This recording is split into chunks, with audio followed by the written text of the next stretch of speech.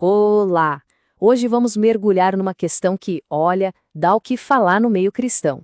Vamos analisar um documento chamado Batismo nas Águas, que trata de uma controvérsia bem no coração da fé. Ele coloca dois versículos bíblicos muito importantes que parecem entrar em conflito. Então se prepare, porque a gente vai fundo numa questão que divide opiniões há séculos. Bom, o ponto de partida de toda essa análise é um aparente conflito. De um lado, temos um mandamento direto e claro de Jesus. Do outro, a prática dos seus apóstolos mais próximos, que parece ir totalmente na contramão dessa ordem, poucos dias depois. E isso nos leva à pergunta central que o documento quer responder. Uma pergunta que mexe com o nosso entendimento da Igreja primitiva. Será possível que os apóstolos, logo no comecinho de tudo, desobedeceram uma das ordens mais importantes de Jesus?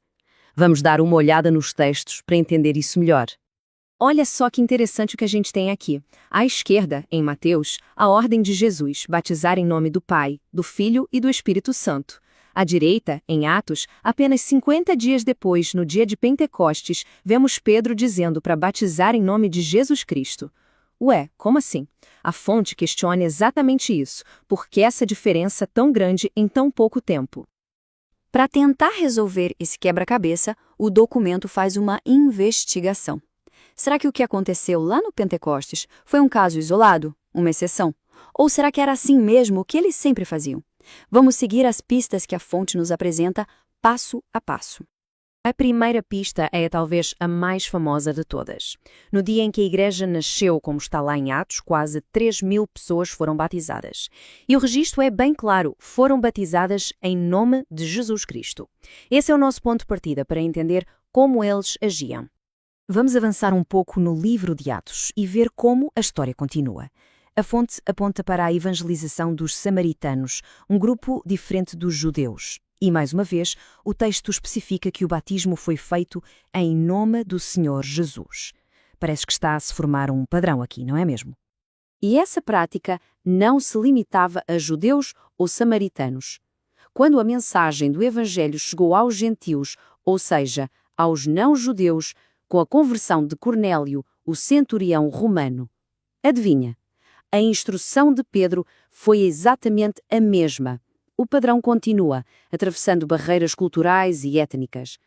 O documento continua sua análise, nos levando agora para o caso dos discípulos a Éfeso. Anos mais tarde, e numa região bem distante, a prática registada continua surpreendentemente consistente. O batismo era realizado em nome do Senhor Jesus. E talvez o exemplo mais pessoal e forte que a fonte apresenta seja o do próprio apóstolo Paulo, uma figura central no cristianismo. A instrução que ele recebeu para o seu próprio batismo, depois daquela conversão dramática, foi para invocar o nome do Senhor. Então, o ponto crucial que a fonte nos mostra é este. Ao analisar o livro de Atos, surge um padrão inegável e consistente. A prática dos apóstolos, em todos os casos registrados, sem nenhuma exceção, era batizar em nome de Jesus. Isso não parece ser coincidência, mas sim a regra. Ok, se os apóstolos seguiram um padrão tão claro, como isso se encaixa com a ordem original de Jesus em Mateus? É aqui que a fonte apresenta sua principal tese, a chave para desvendar esse aparente enigma. A pergunta continua no ar, e é a mais importante de todas. Como que a prática consistente dos apóstolos pode ser vista como obediência e não desobediência à ordem de Jesus? A resposta, segundo a fonte, está numa única e crucial palavra: nome. E este slide mostra o coração do argumento da fonte. Ela defende que os apóstolos não desobedeceram, mas sim que eles entenderam a ordem de Jesus de uma forma que talvez nos escape hoje. Eles interpretaram que a ordem em nome, no singular, se referia ao único nome que encapsula a revelação completa do Pai, do Filho e do Espírito Santo, o nome Jesus. O raciocínio do documento se desenvolve assim, passo a passo. Primeiro, Jesus disse nome, no singular, não nomes. Segundo, a fonte argumenta que Pai, Filho e Espírito Santo são títulos ou descrições, e não nomes próprios. Terceiro, citando o Evangelho de João, afirma que Jesus declarou ter manifestado o nome do Pai. Portanto, os apóstolos entenderam que cumprir a ordem era usar esse nome revelado, Jesus. Essa citação, tirada diretamente da fonte, resume perfeitamente a conclusão teológica do documento.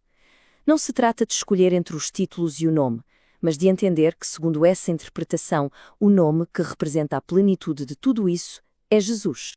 Além da interpretação bíblica, o documento busca apoio em registros históricos. A ideia é argumentar que essa visão não é apenas uma teoria, mas que reflete a prática original da Igreja, uma prática que, segundo a fonte, foi alterada com o tempo. A fonte cita a conceituada Enciclopédia Britânica para sugerir que houve uma mudança histórica na fórmula do batismo. A alegação, com base nessa referência, é que a fórmula que menciona Pai, Filho e Espírito Santo se tornou padrão mais tarde, lá no segundo século, por influência da Igreja Católica. E aqui temos outra referência externa para reforçar o argumento. A fonte usa a Enciclopédia de Religião Caney para conectar a mudança na fórmula do batismo ao desenvolvimento formal da doutrina da Trindade, argumentando que a prática original, antes disso, era diferente. O documento não se baseia numa única referência, mas apresenta várias citações de diferentes enciclopédias e dicionários de história. O objetivo é construir um caso sólido de que a prática apostólica, como ela descreve, é historicamente reconhecida por várias fontes como a mais antiga e original. Então, depois de analisar os textos bíblicos e as referências históricas, como é que o documento consolida seu argumento e apresenta a conclusão final? Vamos resumir os pontos principais que nos trouxeram até aqui.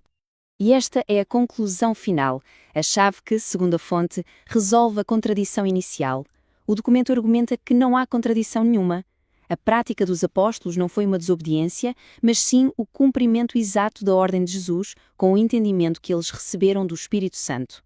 Em resumo, a análise apresentada no documento Batismo nas Águas se baseia nestes pilares: um padrão consistente de batismo em nome de Jesus no livro de Atos, a interpretação da palavra nome no singular como a chave para tudo, o uso de fontes históricas para apoiar a ideia de uma prática original e, por fim, a conclusão de que este é o único modelo de batismo apresentado na Bíblia.